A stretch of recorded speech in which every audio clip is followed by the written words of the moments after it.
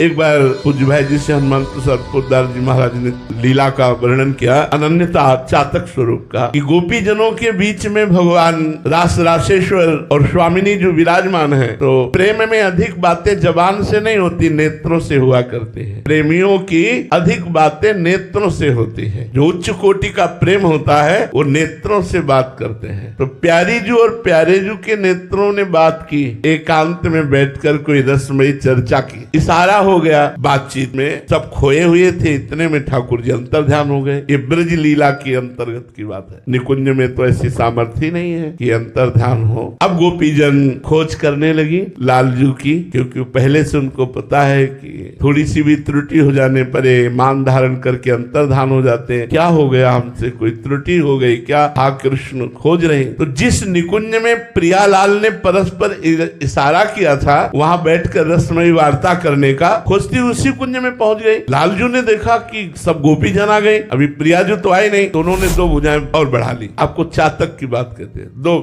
दो भुजाएं बढ़ा ली। वृंदावन के बाद मथुरा में 4 भुजाधारी ही रहे, मथुरा द्वारिका 4 भुजाधारी ही रहे। गोपीजन नजदीक गए, बिल्कुल भाव नहीं बना। प्रणाम किया और कहा, हे चतुर्भुज नारायण, आप हम पर ऐसी कृपा करें, मेरे लाडले श्याम सुंदर शीघ्र ही मेरे नेत्र गोचर हो। वही श्याम सुंदर केवल 2 भुजा बढ़ा ली तो गोपी जनों का प्रेम गुप्त हो गया और कहा, हे नारायण आप कृपा करो और मेरे लाडले श्याम सुंदर मेरे नेत्र गोचर हो, और चली गई। भगवान ने देखा कि कितनी अनन्यता है, केवल 2 भुजा बढ़ा लिया तो इनके अंदर का प्रेम गुप्त हो गया। और जब प्रिया जी उस कुंज में जे ही चरण पधराए तो लालजू ने सोचा 2 भुजा उनको भी दिखाए चतुर्भुज रूप, लेकिन उनकी 2 भुजा अपने आप अंतर्ध्यान हो गई, दुर्ग मुरली मनोहर के रूप में ही विराजमान।